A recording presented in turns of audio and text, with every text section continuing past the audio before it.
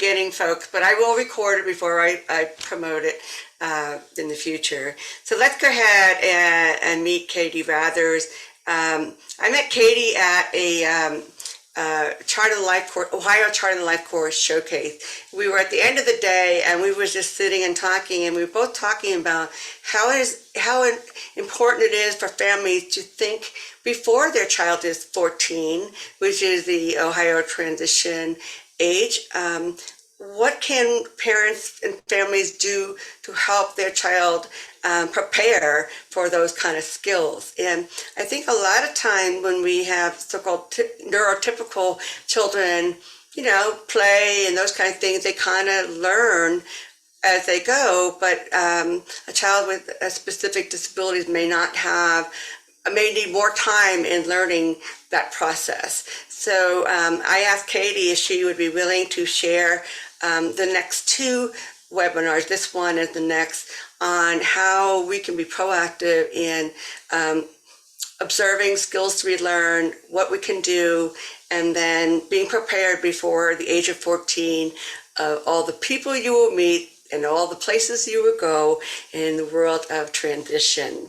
So this is titled Life, Play, and Leisure Skills and Employment. These are tools for building pathways to employment from early childhood through adulthood. Katie is an OT-L, school-based occupational therapist for ages K through 12 for 10 years. She is a parent of two, Abby and Jack, and I love this picture of Jack because it reminds me so much of my brother. My brother had developmental disabilities and autism, and he didn't talk ever, but when he would get overwhelmed, those fingers went right to the ear. So when she shared that picture, it became so near and dear to me. So I'll go ahead, Katie, I'll let you take it from there. Okay, well, thank you so much, Deborah, for inviting me to participate in this amazing webinar series. I am so passionate and excited about transition planning for our youth, so that when they reach, the age of graduation, that they will be set up, for the best outcomes for a life of either employment or, even just enjoying, some leisure activities with their friends and families. So as a school-based occupational therapist, I've really spent a lot of time working with very young children, all the way through 12th grade. And also as a parent, I have realized, the importance of the young years. So as a parent, we have a really great opportunity using the tools like charting the life course, where we can really find out what our child, or it could be somebody that you work with. If you're a professional, it could be a client that we're talking about. But in childhood, we really have an opportunity to start gathering information about this person's strengths, their interests, their preferences, and then, what support needs they have. So when a child gets to be transition age, the school team calls that the PINS, the child's preferences, interest, needs, and strengths profile. And what's so amazing about charting the life course, and why I'm just so thrilled that I got connected with Deb and Corey and a whole bunch of other people throughout the state, is that this is a tool that families and friends and educators, therapists, outside agencies can use to really communicate from a person-centered perspective what this person's preferences are, what are their interests, what are their needs. And we can start gathering that information really early in childhood through what I'm about to talk about tonight, which is play skills. So Deb, if you want to advance to the next slide, I just want to point out that play is one of the major domains of occupational therapy. Play is considered a primary occupation of children. Play is the act of participating in any activity that a child finds, spontaneously joyful. They're entertained by it, they're amused, or it's just a diversion from anything else that might be going on. You can advance to the next slide. Go back one. Now forward one. Oh, wrong way. There we go. So children learn primarily through play. And so very early on, they are learning social skills. They are learning how to move within their environment. And they are learning how to manipulate objects. And they are learning what kind of things they enjoy doing. And they can communicate back to us as parents or therapists or teachers, what are the things that this child finds intrinsically, valuable? What brings them joy? So play skills definitely evolve from infancy all the way through adulthood. And play really supports overall health and well-being for young children and, old people like me. If you want to go ahead and advance to the next slide, I've kind of outlined the different stages of childhood and what things as a therapist we kind of look at. So in early childhood, body awareness is something that play really, really supports develop. And as I had mentioned, also just movement and exploring the world around them. And cause and effect toys are a very popular item because that's something that very young children are very interested in. Then as a child moves up through elementary school, we're looking more at like cooperative play, not that parallel play that you see with young children. This is more cooperative play, building those relationships, turn taking. At this point, those motor skills that they started to develop in early childhood really get refined. You'll see children developing, some hobbies that you can see that they prefer. And then through middle school, those social relationships continue. And, as we all know, social relationships can, be a little tumultuous in the middle school years. But, kids are really working on gaining increased independence. And at this point, they might be able to, have some volunteer opportunities within their community, maybe cutting grass or walking someone's dog or volunteering at church or, whatever they're interested in. They could also perhaps, get a part-time job for a few hours a week. High school, we're really starting to pinpoint, interests that are going to lead us to, what they might like to do for a career when they graduate, a way to make money. Also in high school, play and leisure can help relieve stress. That's a very healthy way to cope with the stresses of life. Play skills also can help, give high school students and younger, a sense of belonging. If you perhaps have an opportunity to play on a team, if the child has pretty significant disabilities, there's the Special Olympics. So there's a lot of ways that people of all abilities can engage in play and leisure skills from very early childhood through adult, so that, we're setting them up for an opportunity to have the healthiest lifestyle that they can. And I kind of pulled these, the skills that we focused on from our American Occupational Therapy Association website. So I have the link there in case anybody's interested in reading more about the importance of play. So if you want to go ahead and advance to the next slide, Deb. The way this kind of plays into charting the life course, from my perspective, is that families, caregivers, and the communities at large can really support children participating in play occupations. And And we can do this by advocating for accessibility within our communities. And then also, seeking ways to provide opportunities for child-led play, for finding those individualized supports that might be needed. And we'll talk a little bit more about that as we go through the slides. And then what adaptations or modifications might a child need in order to be included in a play opportunity, or have access to manipulate toys. If they have a physical limitation, they might need some adaptations. And if you want to go ahead and go to the next slide here, I just want to point out that children with developmental disabilities, having a disability is a risk factor for occupational deprivation. And I know that sounds like a really heavy word, and it kind of is.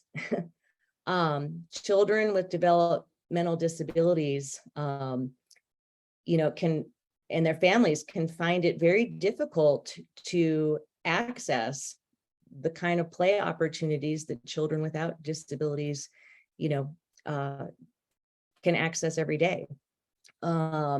And also the supports that are needed. So sometimes, as Deb and Corey mentioned, we're looking at relationship supports in order to participate in play. We're talking about community assets in order to participate in play.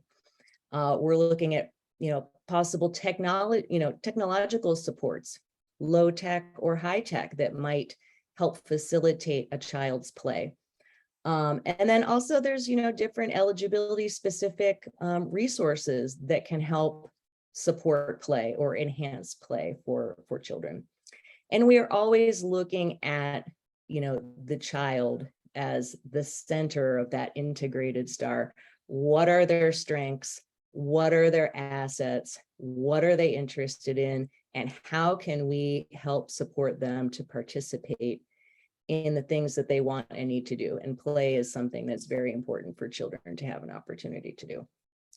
So using that integrated support star is a really great way to kind of figure out, like, oh, I would really love for my child to make, some more friends, have more opportunities to interact with kids on a playground. Well, now I got to figure out, what kind of playground is accessible to, my child or my client. And that's when we look at the child at the center. What are their strengths and assets? What do they need in order to have access? And then we look at what community assets are out there for playgrounds, what kind of relationships are already available. Maybe relationships, maybe you don't have a lot of family support. Maybe you don't have family that lives in the area. So, maybe establishing some new relationships, like how can we make that happen? How can we help facilitate that happening? And then again, technologies. So perhaps, a motorized scooter might be needed. Who knows?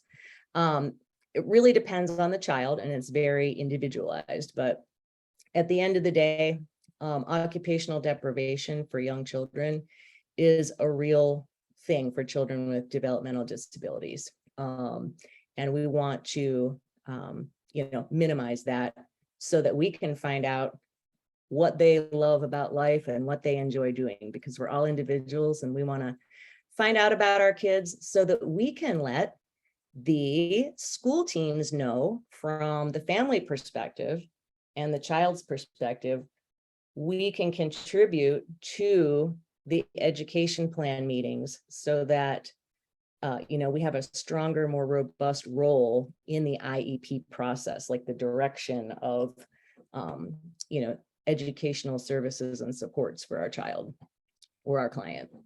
So go ahead and advance to the next slide. I'm actually going to take just a quick moment to see if anyone, any participants have any questions so far. I might be talking a little too fast, so if you want to ask me to slow down, I can do that. Or maybe I'm droning on and you want me to speed up. You can unmute yourselves and ask any questions you had, or you can use the chat for your questions. If you don't have anything yet, but maybe something comes up, just note that onto a chat so we don't lose your thought there. So I will be checking here to see if there's any questions. But in the meantime, I'm just going to kind of point out some ways that accessibility is happening in our communities, which is like the most wonderful thing in the whole world. Because my son Jack is 21, and some of these things just weren't available when he was younger. And I am so eternally grateful for all of the families that came before me, the professionals who, brought the necessity of play and accessibility within the community, to the table, so that some of the things that I'm going to share with you are now up and running, and there's more to come. So it's pretty exciting. So a few examples are playgrounds. As you can see in the top picture there, Debbie thought that was actually some like huge, wealthy Californian estate property with like a tennis courts and a pool and all that. This is actually a playground, an accessible playground in Beechwood, Ohio, pretty near my house, about 10 miles away. And Preston's hope, I think, was it broke ground, I believe, and please don't quote me, I know we're being recorded, but I believe it was 2005. So quite a number of years ago. And about 10 years after they broke ground, it was received with such an overwhelming response of community use, both people with and without disabilities, that they raised a lot more funding. And this is what the place looks like. I mean, it's like accessible to all. And on one of the next slides, I'm going to have Debbie play a quick video on that. But before we do that, another way to promote accessibility of play, which again allows us to gather information on what our kids enjoy for future career opportunities at a very young age. We can look at switch operated toys if that's a barrier for your child or your client.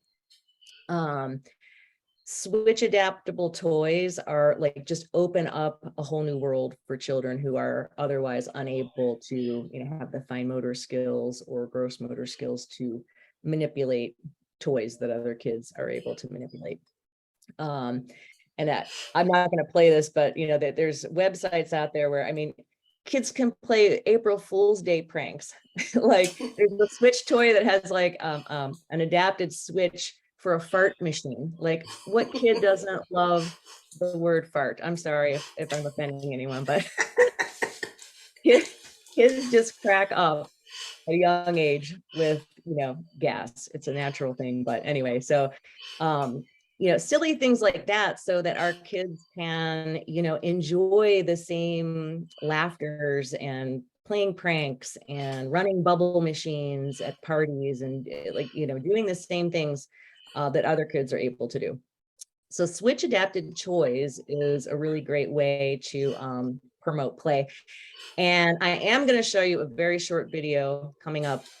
I think it's 4 minutes long, but it is a non-soldering way for parents or therapists or educators to make a typical switch toy where you have to press buttons into an adapted switch toy. And doesn't take very long, doesn't cost a ton of money. And I think that's something I would like to promote in my practice as an occupational therapist. I'm actually looking at having some of my adult students on IEPs as a transition planning goal, vocational goal, to help me adapt a whole bunch of switch toys for students in the younger grades. Now, I think that's a really great way to just kind of incorporate job opportunities, volunteer opportunity for my students to help the younger kids. So in my OT work, I'm always trying to kind of like thread things together. I know this is an area of need, and I have students who would love to learn how to do this and are capable. And who knows, maybe someday they'll have a business for this. I have no idea, but I'm giving them a chance to explore it. And that's what it's all about, discovering what our kids want and need to do. And then lastly here, I have mentioned sensory-friendly community-based events. This is also something that like really wasn't popular or around when my son was a young child. And my son does, he's autistic. And I just want to note that I use identity first language, which is kind of new for me. So I just want to say that because I know that person first language was always kind of what we were taught to use.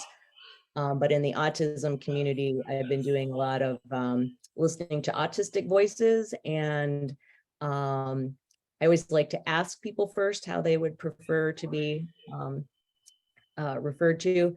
But for my son and our family, we are using identity first language. So I just wanted to let everyone know that so that I don't offend. So yes, so my son is autistic, and I love the sensory friendly community based events that are now available. So Ocali partnered with the Ohio State Fair, and they have a sensory friendly morning for families to have access to the fair in an environment that would be more enjoyable for their loved ones with different options. And I for one, really appreciate that. The picture that Deb showed of my daughter and my son, Jack, and myself, we were actually at Cedar Point on my birthday this past May. And Cedar Point had a special day for people with developmental disabilities. And it was just a day where there were extra supports available to make the day run a little smoother for families of people with developmental disabilities. Now, they do a great job all throughout the year. There are passes you can get so you don't have to, wait in line for hours on end with someone, not just a person.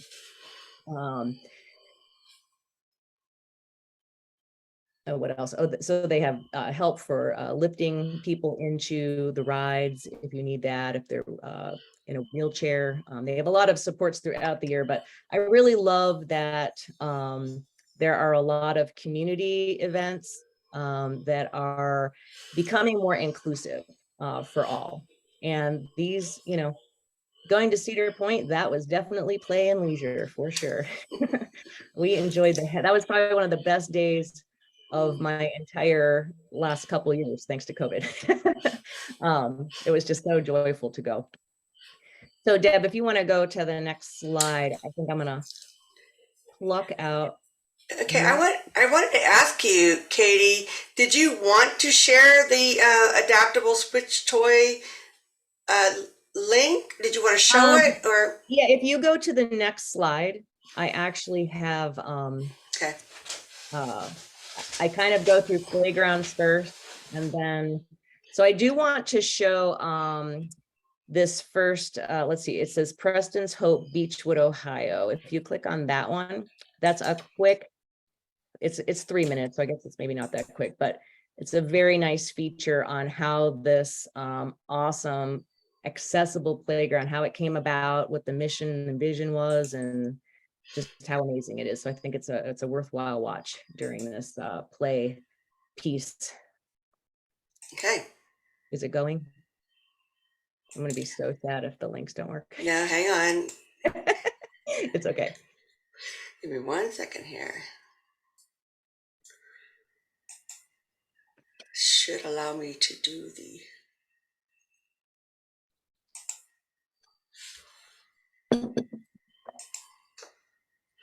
Can you see it on the screen, Katie? I can see the link, but Okay, let me get. are you clicking on it? Because it's not. Yeah, just hold on 1 second.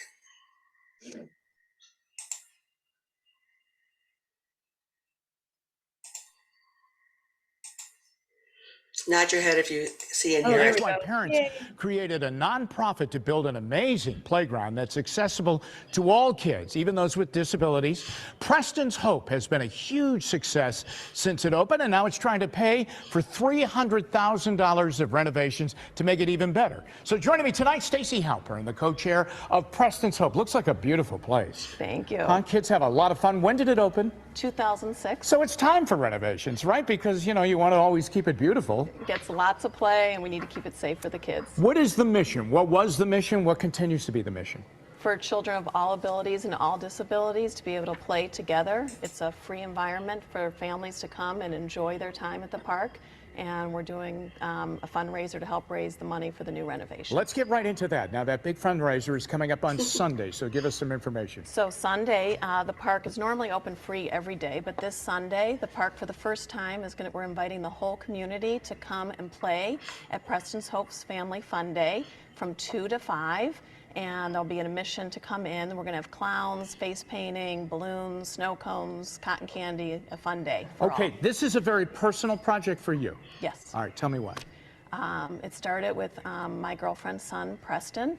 Preston was a little boy who had spinal muscular atrophy and was diagnosed at 10 months old. He passed away just before his 12th birthday in 2008. And his mom, Jackie, said there should be a playground that not only, Preston can play, but all children. Yeah.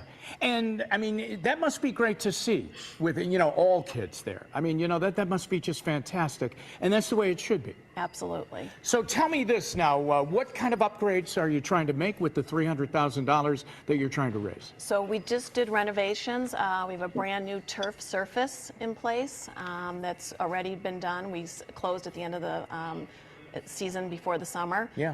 So the turf surface is ready to go, and it has a sand infill instead of rubber. And we did painting, and we have a new boat swing.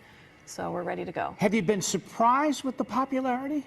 It's amazing. I would assume it would be amazing. I mean, you would wonder, a playground, would it be used the right way? Would it be used by a lot of people? And apparently this is a very special place. It is. United Cerebral Palsy use it for family picnics. Church groups use it. Community groups, schools do events and playgrounds. We were voted 1 in 50 playgrounds in America. That's fantastic. So we have all of the details coming up over at WKYC.com, but Sunday, once again, right? Sunday, Big May day. 3rd. All right. So Come out and play. Okay. Okay, so thanks for playing that, Deb. So yeah, so that big fundraiser happened in 2015, I think. So anyway,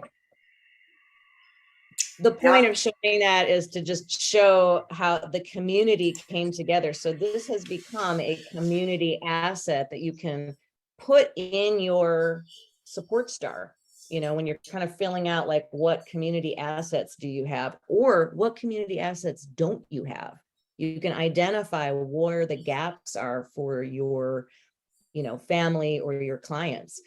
Now, Deb, I don't want you to click on the accessibilityplaygrounds.net link, but I just want to say that, there you can Google accessible playgrounds, and you can find, if you're looking for something for a loved one or a client or a student that you work with, you can find where the closest one is to you and go check it out.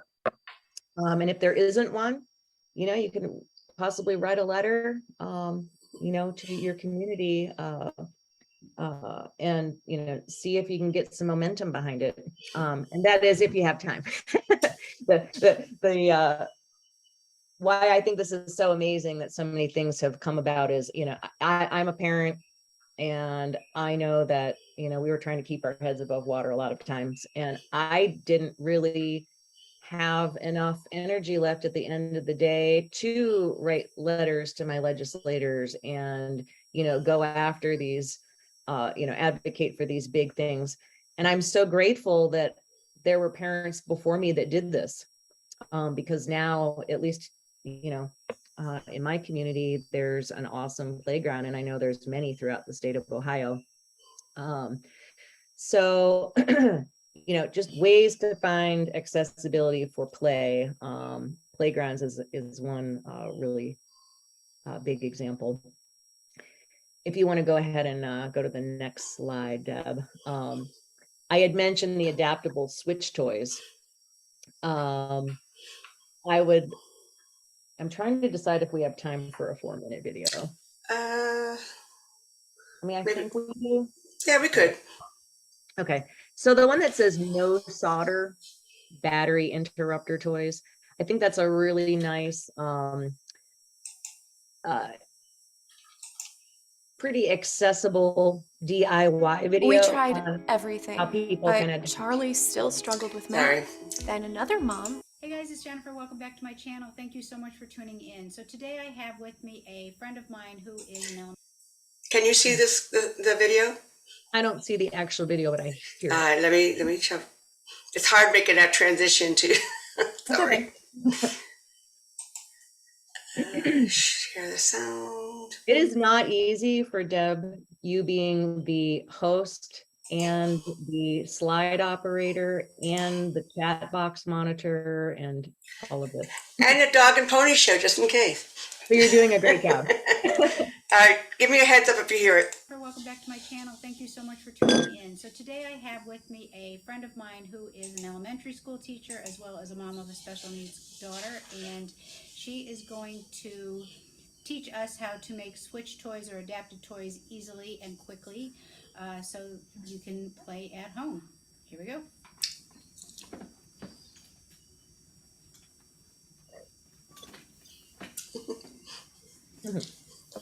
So cute. All right, hello, my name is Beth, and this is my daughter Alice, and we are going to show you guys how to make some switch toys using a battery interrupter. So what you're going to want to do is get yourself one of these. This is called a battery interrupter, and I'll kind of put it close to the camera so you can see it. I got this on Amazon for about $15. We'll post the link in the bio so you can see what it is. But this is just from Enabled Solutions, and we purchased a AA battery interrupter because the toy that we're going to adapt, the two toys we're going to adapt, take AA batteries. So you're going to want to make sure you have the right adapter for the right batteries. So what you're going to do is go to the back where the batteries are. You're going to pop out one of the batteries. It doesn't matter which of the batteries you take out. And you're going to put your battery interrupter against the positive terminal. So just kind of place it. I know my fingers are hard to see, but just kind of place it right there so you can put it in between the terminal and the battery. So then I'm just going to pop the battery back in. And it does take a little bit of finesse to make sure your battery interrupter doesn't slide around because it has to block that terminal. And then the best toys to use for this battery interrupter are toys with a on-off switch. Like this one has this on-off switch on it. So you don't want one that has a lot of buttons or one, like if you turn it on then you have to push several other buttons to make it work because a battery interrupter usually doesn't work with things like that. So let's hope this works on the first shot. So we're going to take our button. I just have this button that was purchased on Amazon from Learning Resource. These are about 50 bucks a piece, but fortunately you can use the same button on lots of toys, which is why I don't solder my battery interrupter to my terminal so that I can pull it out and use it with multiple toys. So you just plug it in like this. Okay, let me turn it on. So then if Alice pushes the button,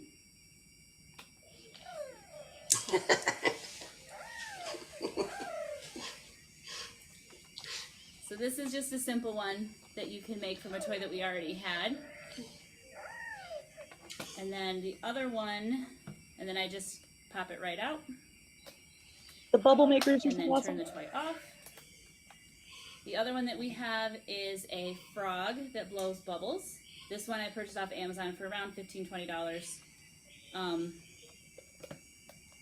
And then again, just put the battery interrupter in, positive terminal spot. See how quick this is? Yeah.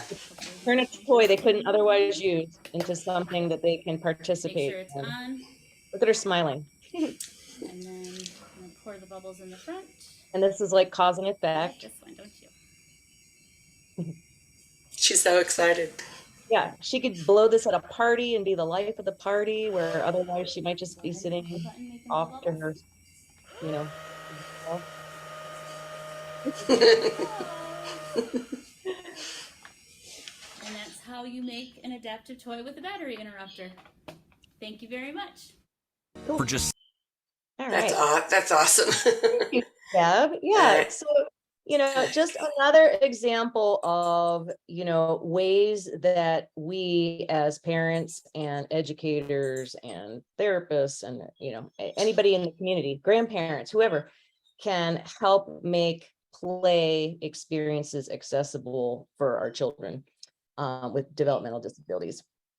Not everybody's going to need a Switch adapted toy, and not everybody's going to need that specific type of Switch, but using that integrated star, you can say, I would really like my child to have, more opportunities to interact with Switch toys, button operated toys. Earlier, I said, use the integrated star to say, I would like my child to have more social opportunities, playing outside on the playgrounds. In this case, I would use the star to say, this is what I would like for my child, so I could learn, or my client, so I could learn more about their preferences, interests, needs, and strengths. By giving them an opportunity. And now we can find out, what do we need to make that opportunity happen? And I'm going to say, not every family has $50 to spend on a Switch. So, in that integrated star, one of the things we talked about were eligibility specific things. And so, depending on the eligibility, they may be able to get access to some funding for Switches, or you might have a lending library in your community. I know of plenty of libraries that have, I can't talk now, adaptability toys in a lending library format. So, when you know what you're seeking for your child or your client or your student, play opportunities, using toys. Well, now we use that integrated star to say, okay, do we need any assistive technology? Do we need any relationship building, like a play partner, or an adult that knows how to use the Switch toy with this child, so relationships, eligibility specific, is there any funding for some of those things that, are not accessible because of monetary reasons? So we can use that star to kind of figure out what we need, and then we can use the Charting the Life course integrated star to communicate that with others when we're talking to outside agencies, or we are talking to our teachers and IEP team members at the school, speech therapist, the occupational therapist, the intervention specialist, the principal, all these people that come to these meetings. You as a parent, or if you're, a related service provider advocate, like I hope I am, we can help communicate what is needed on behalf of what the child, would like to have access to discover what they enjoy. And all of this discovery stuff through play in young childhood is going to lead to future, career interests and skills. And, this is like the beginning layers of building toward middle childhood, which we're going to talk about next week at our IEP transition planning webinar. This is more of the childhood version of that, because, typically this stuff doesn't really get talked about too much at school, as far as like what they might like to do vocationally, vocational interests. But like, we can be gathering as much information on, our child or loved one or client early. And it's, the child's occupation, primary way they learn is through play. So these play opportunities are really key in gathering information early, letting the child discover early and show what it is that they enjoy and show us what they don't enjoy. So we can also put that in our charting the life course. These are things that don't support me. These are things I don't like. These are things that, make me want to avoid. So anyway, let's go ahead on to the next slide. The sensory friendly events. If you want to, I'm not going to play the Ohio State Fair sensory friendly news thing. We already watched a news video, but if you want to click on the second one, the sensory friendly events checklist, just so that folks know that these kind of things are out there, that you can use to kind of guide your thought process when you're exploring, when you're trying to figure out how can you access play and leisure opportunities when you have some barriers. Because Do you want me just to scroll down this, or can you see it? Oh, yeah, if you don't mind just screen sharing I it. could probably make it larger. Okay, I can't see it at the moment. Okay. And if you can't bring it up, it's not the end of the world. It's just nice to see that there are tools out there that we can use to gather information, to solve the problems. So like the Ohio State Fair and the Ohio Center for Autism and Low Incidence, they actually put together this really nice sensory friendly experience checklist. So like, this was used for the Ohio State Fair managers, for their annual convention. But like the same thing could be used if you go to other, like if I was going to Cedar Point again, or if I wanted to take my son to, a campground or something like that.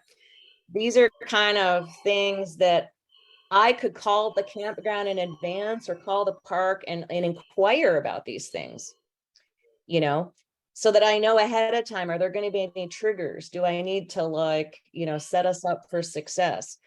What can I do to make this camping or play experience that my family wants to go on, more enjoyable?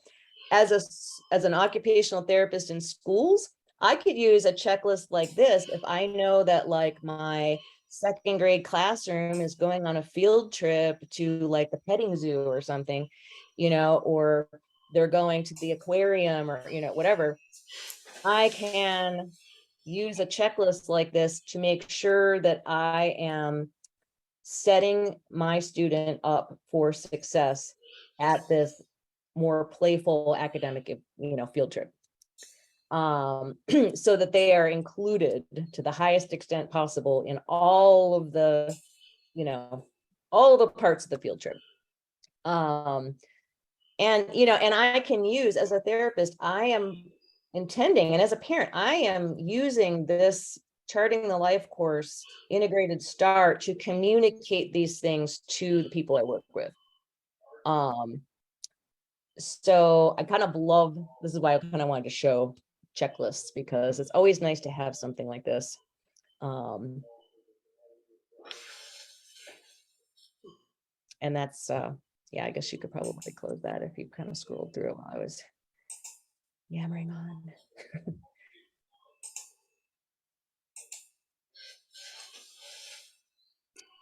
And then, so taking all of that, those are just examples. There's like so many examples I could have chosen. It was actually overwhelming for me to like kind of choose for this webinar. Debbie was like, you're like nailing Jello to the wall, Katie Rathers, because I could not decide. There's so many, there's so many play things that kids do. So I chose playgrounds, adaptive switch toys, and sensory friendly community outings. But pretty much anything that you want or need to do to give access to your person that you're working for. access to these play opportunities. Because play, and this is the point of this slide here, play is how kids learn self-determination from a very early age. And self-determination is so key to success after graduation, whether it be, going to college or getting some sort of community education or training, maybe having competitive employment at some point, which that's what we want. We want to be as independent as and self-sufficient, or we want the person that we're working for to be as independent as possible and live life to the fullest upon graduation. So play really helps facilitate the development of self-determination skills. Being able to turn on that bubble machine by myself, that little girl, you saw that look on her face. She was in control of her environment, and she can choose whether she wants to play with the bubble machine or that little dragon thing, whatever. She's got choices. She is now able to express her preferences, her interests, and we can identify any other needs that she might have to access things and what her strengths are. And this is how they're developing that skill of self-determination that is so important to future work skills. So we can design services and supports that are child-centered. And this relies on, and I put in here student engagement. I guess I had my school-based OT hat on when I wrote this. But designing services and supports that are child-centered relies on that child's engagement. And then the people around that child gathering information about what we discovered from that child, engaging in this activity. And then, sharing that with the teams or the agencies or the grandparents or, anybody in the community. So that we're all learning how to support this person. And sometimes it's really hard to communicate all of that. So tools like charting the life course framework can really be used to help communicate the results of childhood play experiences. And that is going to help as they get a little older and we start looking more at vocational transition planning goals. Oh my gosh, that's so heavy. But, we're going to have a lot more information if we were able to gather some information during childhood, and we can put it all together, use the framework to kind of parse out these questions. It's just very, very helpful. So the results of what we've learned can be included in determining any goals, like what are our priorities and what kind of services and supports is this student or child going to need to make that transition from early childhood to middle childhood, where now we're looking at transition to work planning goals at school and probably at home too, chores and all that kind of stuff. So self-determination is huge. You can go ahead and go to the next slide. We didn't really talk about the trajectory tool yet, but I think we're going to use this more moving forward. But a trajectory tool is part of charting the life course, where you kind of take this visual here where the child's at the center, and then you're looking at all of the supports,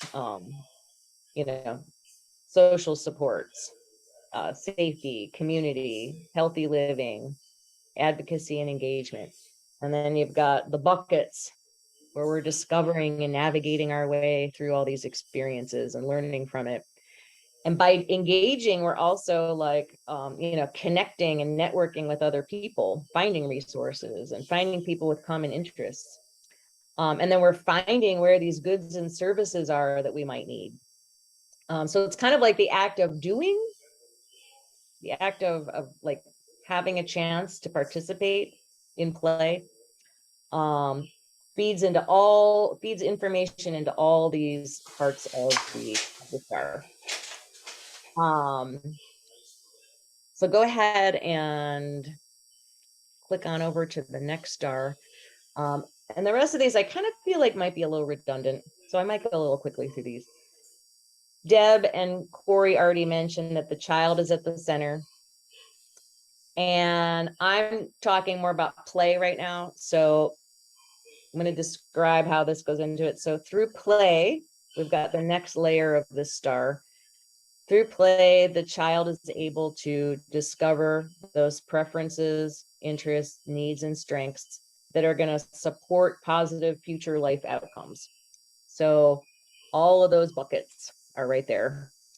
And if you click on the next slide, we're going to add the next layer of this star.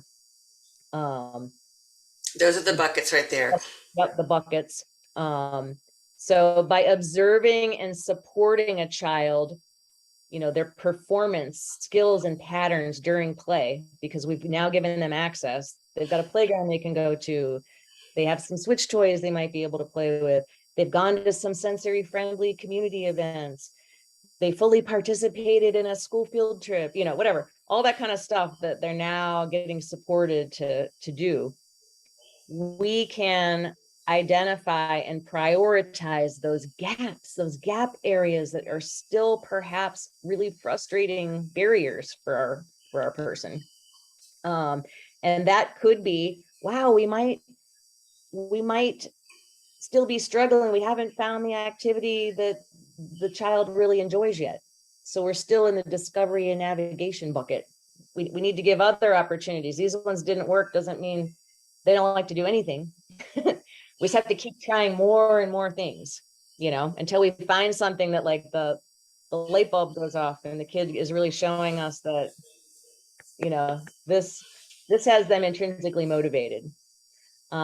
We might be in the bucket of connections and networking. Sometimes we just haven't found the right support people, kind of like when you go to a therapist, sometimes the first one isn't the best fit, you got to try the next one until you find, the right fit. It could be that you need a little more time to develop some of those new friendships that your child is getting to experience at the playground. Because as with, even typically developing kids, sometimes things don't go super smooth. Sometimes we have to work through some bumps. Some friends linger around, and sometimes you got to just, keep meeting some new people. So maybe, the connections and networking, bucket still needs to be addressed. Maybe it's the goods and services bucket. Maybe you're realizing that this person that you're trying to help support, really has, more significant needs than was initially thought. And they might need more advanced technology, for example. And, the family might be in a lower income level, whatever. So you might be able to ask for, are you eligible for certain things, goods and services? And what goods and services are available that are free, So it's kind of like this, using this star allows you to take your goal, which is play exploration, and like continually be fine tuning and gathering information and figuring out what is it that you need to take it to the next level for this child. So you can prioritize those needs. So you can go ahead and go maybe to the next slide. And again, we've now got the outer layer of the star. And I kind of feel like maybe I am being redundant. I think I said all of it on the last slide. No, that's fine because repetition is a good thing. It is.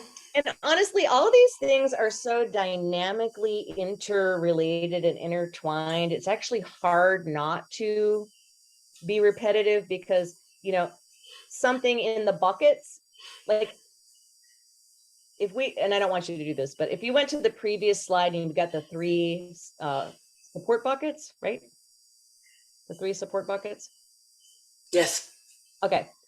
You could take any item from any of the other layers of the star, and you could relate it to every single one of these buckets. So if you go to the next slide, you know, technology could relate to, you need to network and find the right people. You know, yeah, who knows how to program these devices? Who knows how to, you know, solder? Maybe we need a soldered switch toy, you know, like who knows how to do that? We need some networking. We need to find people with common needs and interests. Eligibility specific. Maybe they need some advanced technology, like I already said. Maybe we need to really identify, you know, the personal strengths and assets. Like maybe we're offering play opportunities that we're not really focusing on the child's strengths and assets. Maybe we're focusing on what the school wants the child to do, or what the parent wants the child to do for play or leisure, you know, so we need to maybe revisit that person-centered thing. So it doesn't really matter where you're at in the support star. Everything is so like intertwined and interrelated. But what I love about charting the life course is that this really helps you kind of focus on one section at a time and then fill in the other parts as you go along.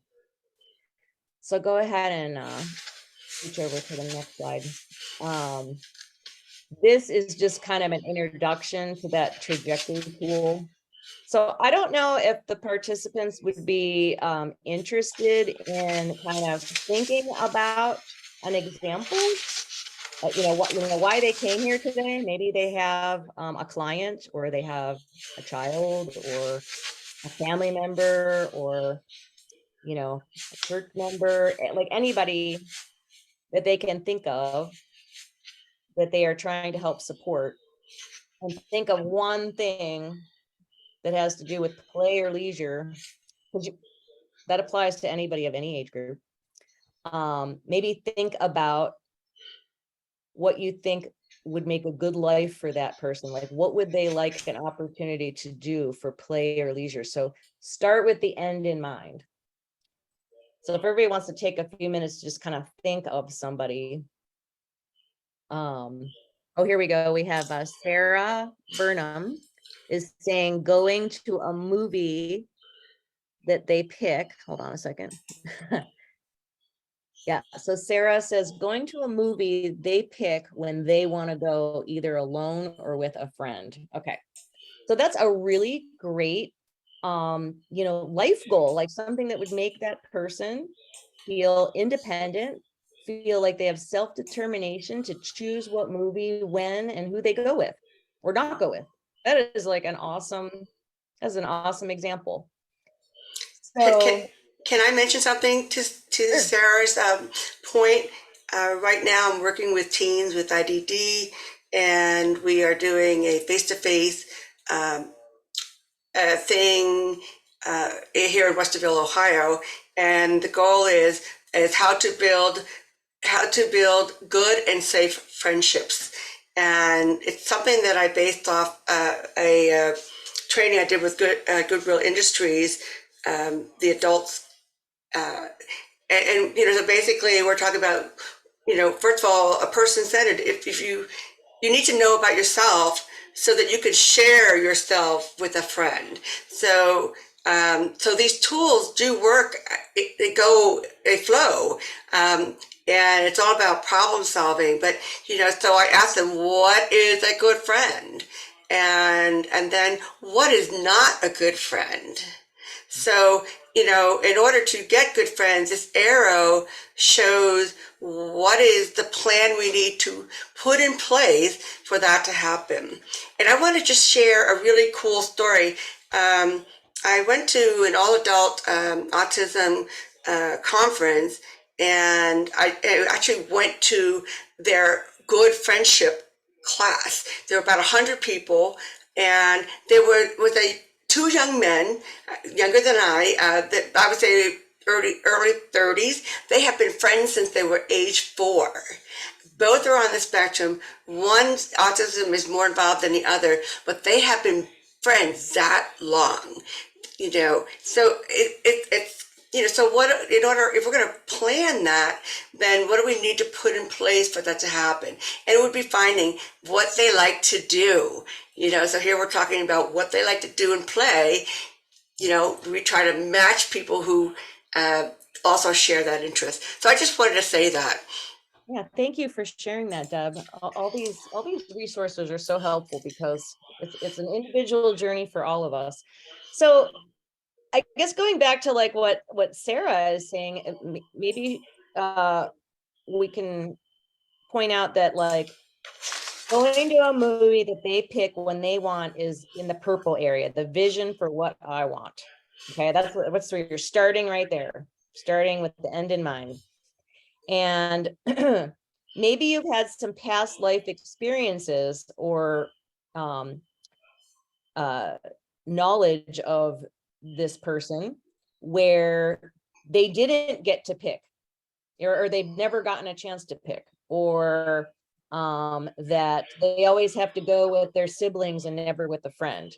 So if you go over to the past life experiences section, this is where you can kind of communicate, talk to the person, or if the person is unable to speak and doesn't have a way to contribute, as a primary caregiver or whatever, you can give your best assessment here. But you can think about past life experiences that have pushed this child's trajectory away from this thing he wants, away from being able to go to a movie that he picked, that he or she wanted, and push this child away from being able to do this with a friend or alone, if that's what he chose. Like, what are some of the past life experiences? So maybe we know that, and if Sarah wants to type in, she can, if she knows this is like a specific person that she wants to parse out. I'm going to throw an example of what might have happened. Maybe the person doesn't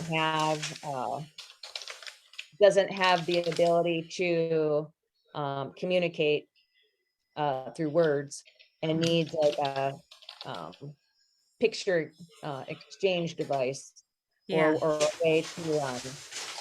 way to make a choice of what movie they want, a way to communicate what movie they want. And hi, Katie, this is Sarah. Oh, hey, Sarah. Hi. Oh, thanks for turning her microphone on. Or you turning your on? No, those are really good points. And actually, I think those are great examples. The person I had in mind, like one of the things I remember this, I was at a self-advocacy conference and this individual shared that like they always went as part of a group, like, you know what I mean? Because of the type of supports this person received. And Yeah. so they didn't always get to pick the movie they wanted. And sometimes like it would be fun, like, they had family members that maybe they went to the premiere of a new Marvel movie.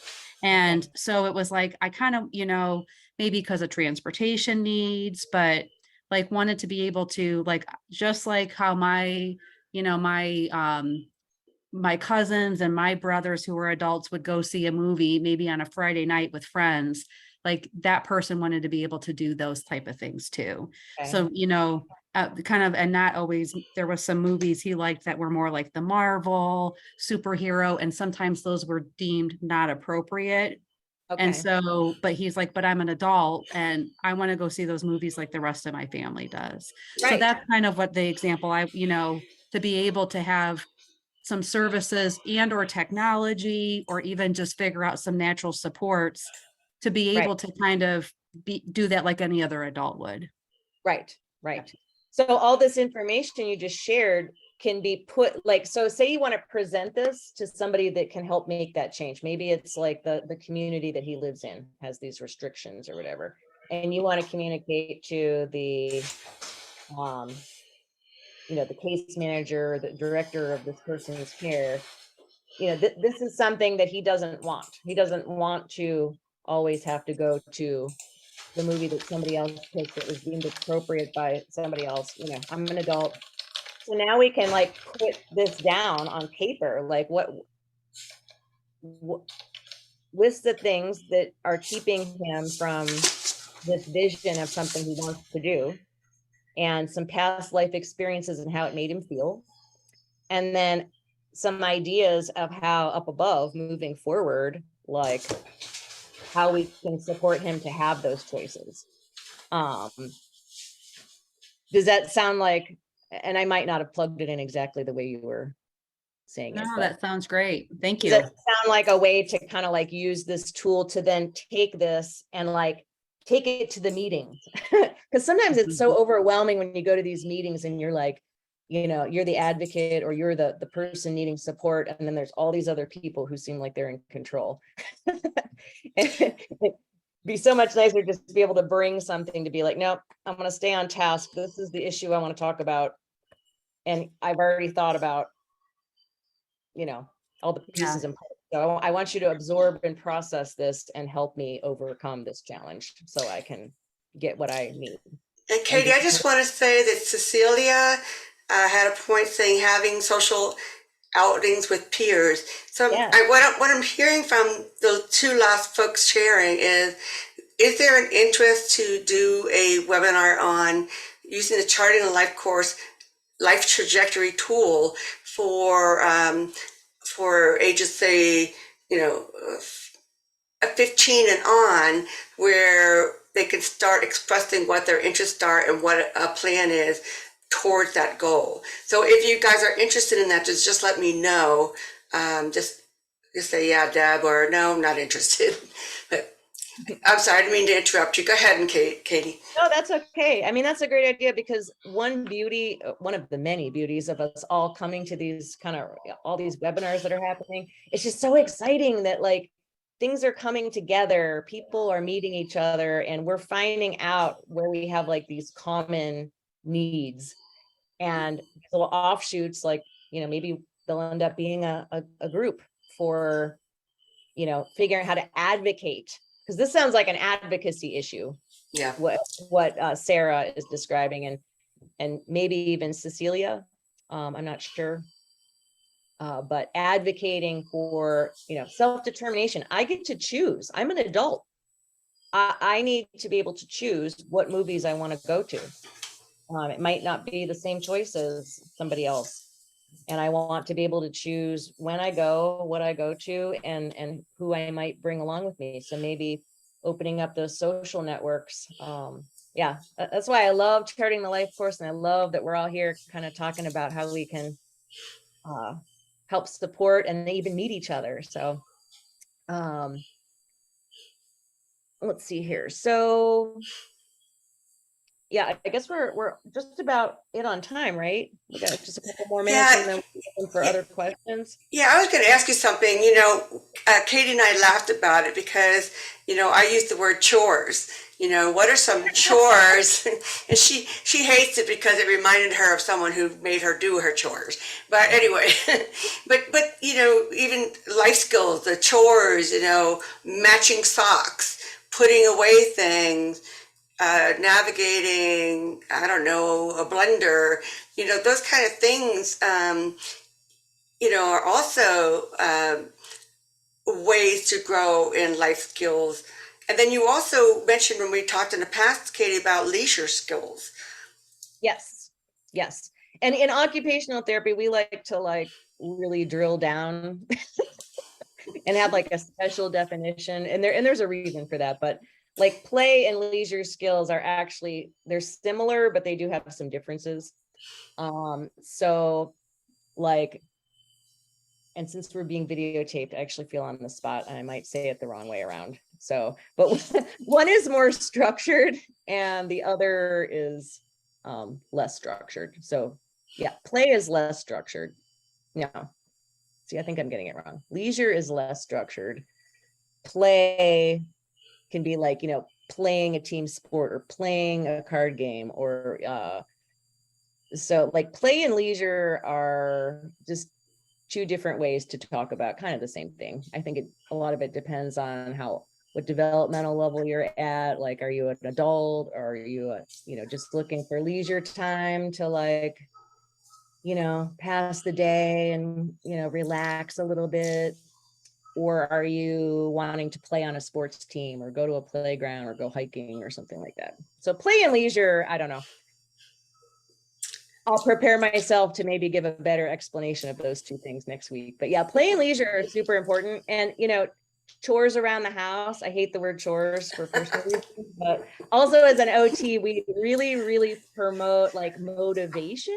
And like, maybe it's a trigger for me, but when I hear the word chores, I feel like no kid will be motivated by saying, all right, we're going to learn how to do a list of chores. So I try to be like, oh, we're going to like sort socks and like match them and throw them into a basket and play hoops. We try to make like play out of it at this age that we're talking about for this particular webinar. So, but yeah, it was a joke between Deb and I, word chores versus play. But yeah, so the vision for what you want, what the person wants. Engaging in play is going to give us information that supports this person's path to future employment. And I guess that's how I'm trying to bring it all full circle, setting us up for next week when we're going to talk more about age 14 and up for the IEP and transition planning. And the role of the parents, the caregivers, the guardians, all of that as an equal team member. So important to know we have that right and that place on the team. But yeah, starting with play, what environments are going to enhance play for the person? What kind of learning styles have been revealed through watching this child engage and play with things? What kind of topics of interest have you seen revealed through play, or going on community outings? What kind of communication styles and, methods of communicating have you noticed with your person that you're supporting through play? Because all of this information is really going to help, I always think of like schools because I work in a school, but all this information really helps schools and transition planning for education. It also helps outside agencies that you might be working with understand the person better, so you don't have to waste as much time getting everybody on the same page. And then having this red part, the vision for what you don't want. I certainly know for my son, through play, what things are likely to hinder my son's path to future employment. I can give you a long list of things that, I absolutely know will hinder him. And they are not obvious to a lot of people. And if I don't present this to anyone working with my son right from the get-go, everyone will step in that poo. And that becomes like a barrier for him moving forward. So the better I can help my son communicate what things are not going to support his future employment. And I learned a lot of this through him playing with us, when he was a child. I knew what environments hindered play. He hates, the fingers in the ears. He hates it when we're indoors, basketball, bam, bam, bam, the acoustic throws him through oh my gosh. So I know we don't go to things like that. It's not enjoyable for him, but he loves a great football game outdoors with the band going and all the fans cheering. And, his friends are like, hey, Jack, high-fiving Jack, and he's like Mr. Popularity. But like, it just blows my mind that people are like, why does he not bothered by going to a football game and all that loud chaos, but he can't go to a school basketball game? Well, I know because I'm his mom and I've done all this, I've been with him his entire life playing, and we've been in a lot of environments, and I know that it's the acoustics. And I know pretty much what types of areas are going to support or hinder his participation.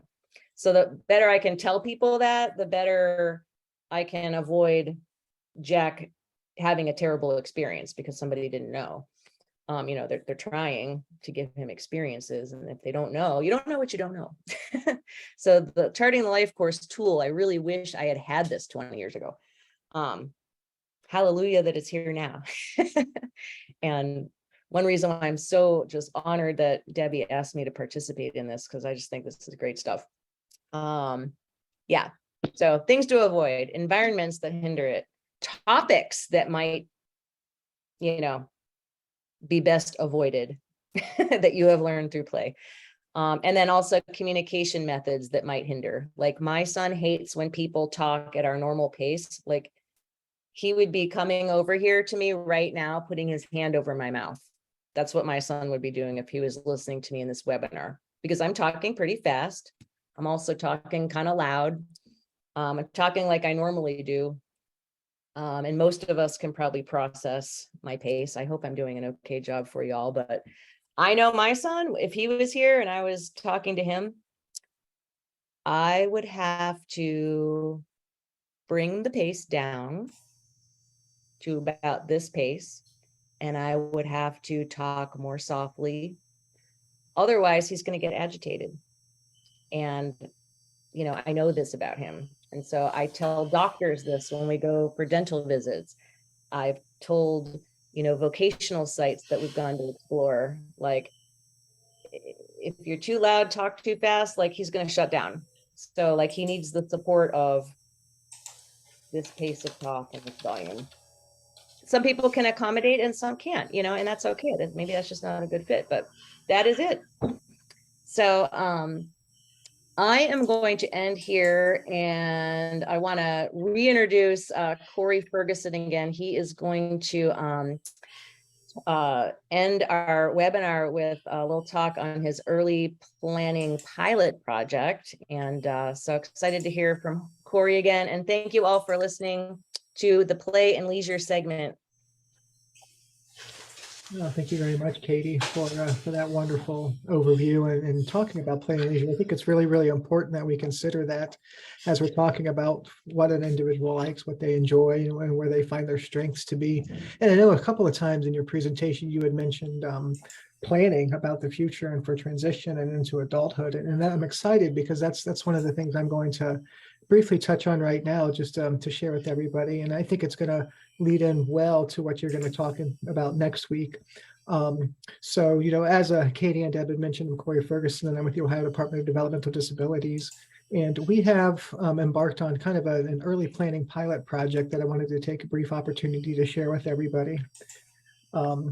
This is a collaboration with quite a few different people, but just to provide a little background, it stems from the Employment First Task Force, which was established by Governor John Kasich in March of 2012. And it was an executive order that really involved the Ohio Department of Education, the Ohio Department of Medicaid, Opportunities for Ohioans with Disabilities, the Ohio Department of Developmental Disabilities, Ohio DD Council, as well as the Ohio Department of Mental Health and Addiction Services, and the Ohio Department of Job and Family Services. And what we really wanted to focus on was to shift a paradigm and truly recognize and embrace the contributions and capabilities of people with developmental disabilities, and make sure that anybody who wanted to work would have that opportunity as well as the support to do so.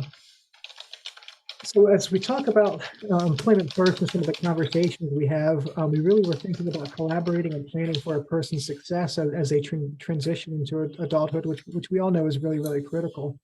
And then we also know that perhaps the earlier families and partners begin thinking about adulthood and what transition looks like, the more prepared young people are going to be for transitioning into adulthood and employment and what life looks like in that regards. So we got curious because we know oftentimes families and students start planning at the age of 14 is where it becomes more of a formal process within the IEP process. And we began to think and got curious about, well, what happens if we have these conversations sooner? Are parents ready to have these conversations sooner? Are teachers and educators ready to have these conversations sooner?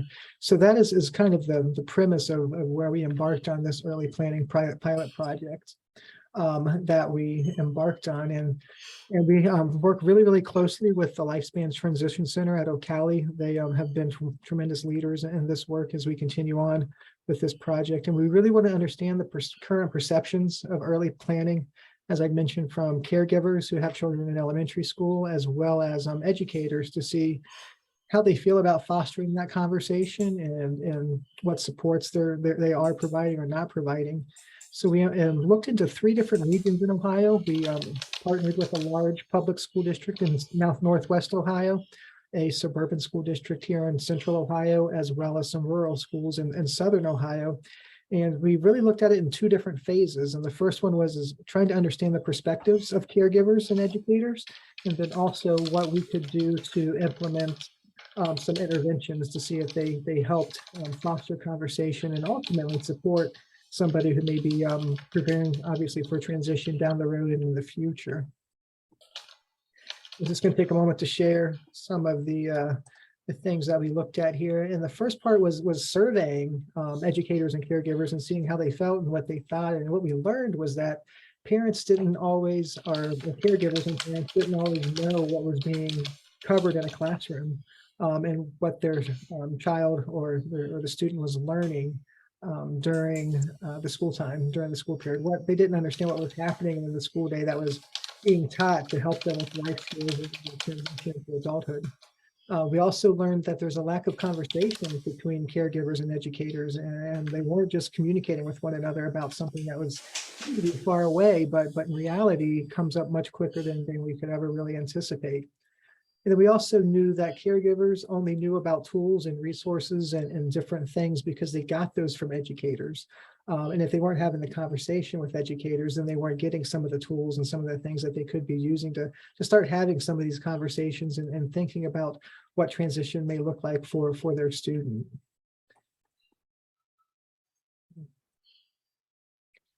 And then the second phase, after we saw those things in the survey, was what are some things we can do to help students as well as the caregivers and the educators. And we thought one of the first key things to do is really focus on start talking.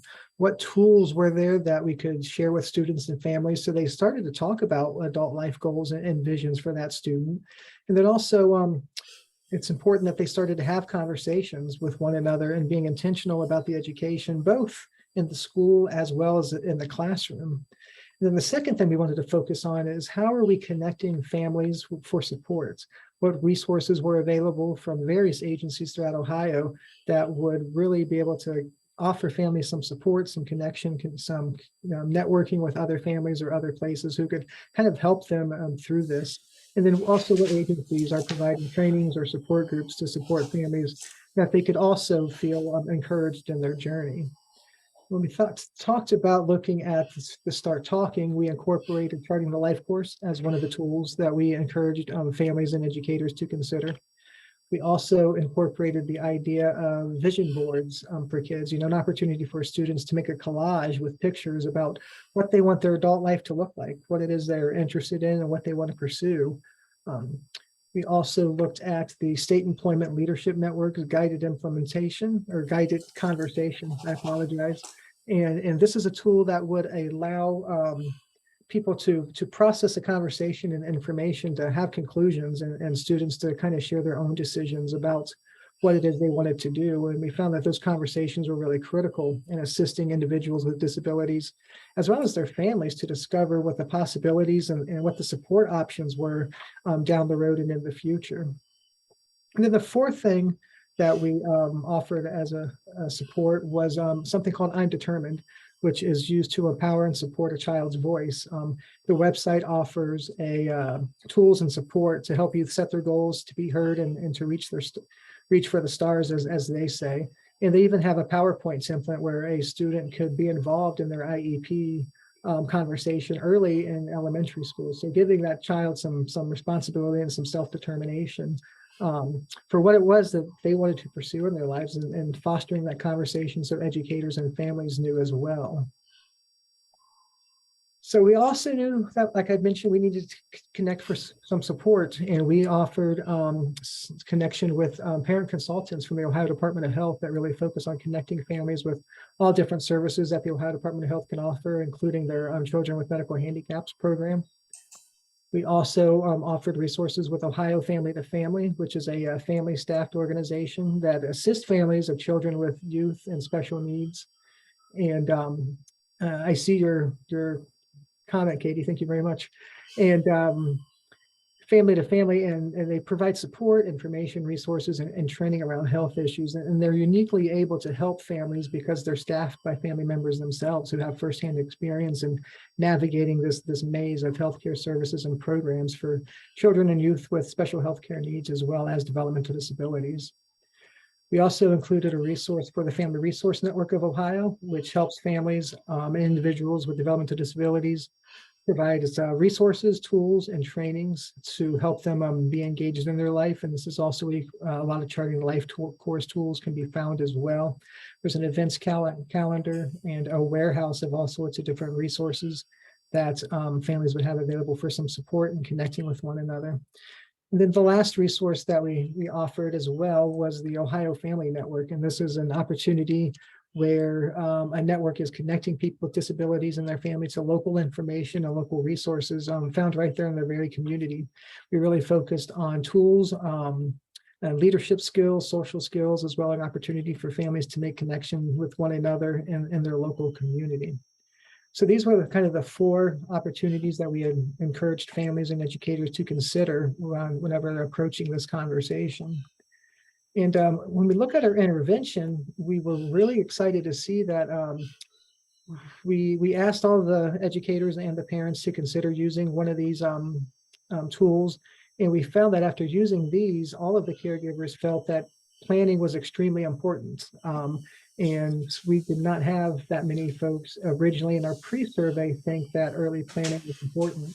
So by offering these tools and these interventions that folks were able to use, we saw that families began to realize how important it was to start planning early and to start having conversations. So we were encouraged by that. When we look at the tools, we found that most families and caregivers pursued the Charting the Life course tools, as well as the vision and dream boards. Some families use the State Employment Leadership Network guided conversation. So there's an array of uses of families as well as educators on which tools they use to foster that conversation and to really understand what the family's or the child's vision was. Some of the feedback we heard was one caregiver say that the tools helped me and my wife have better conversation related to our child's future, something we had never done before.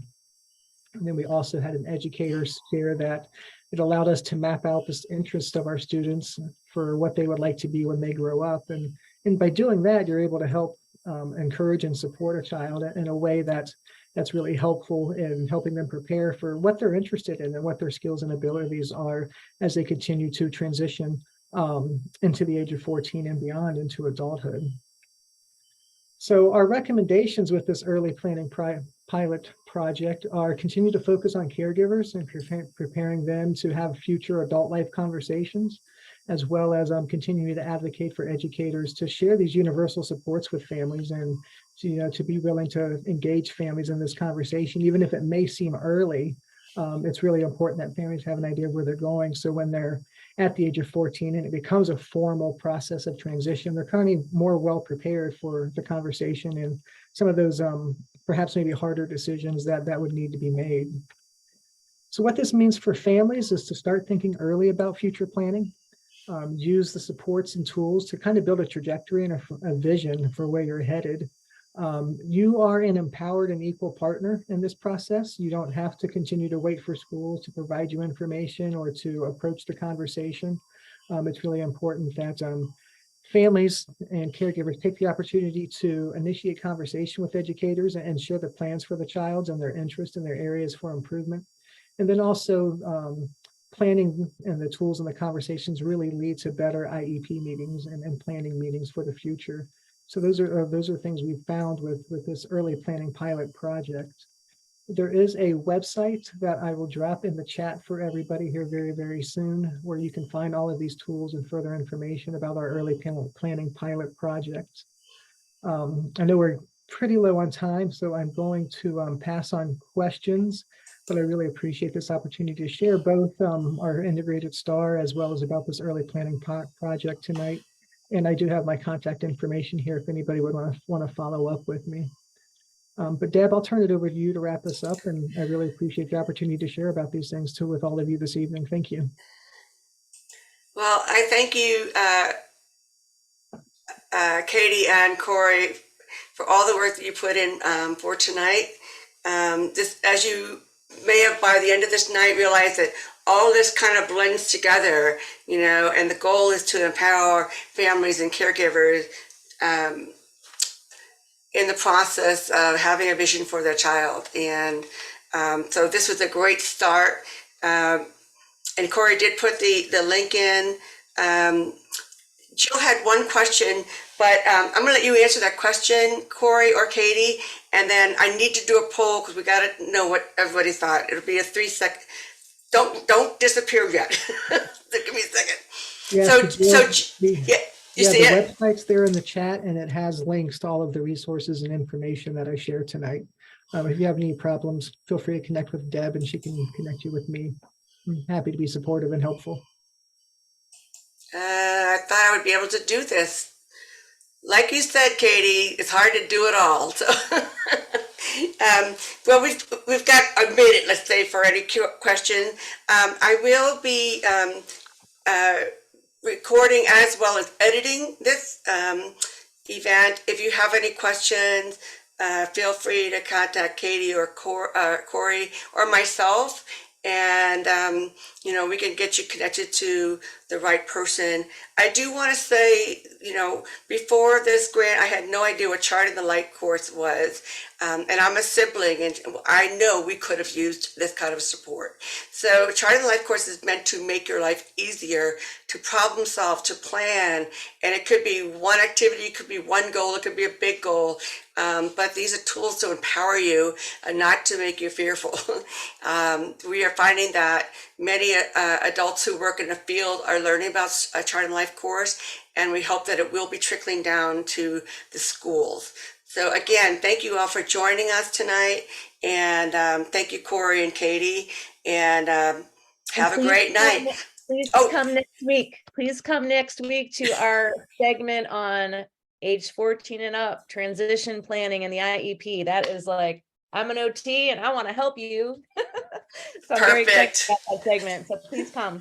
Yeah, thank you so much. All right, good night, everybody.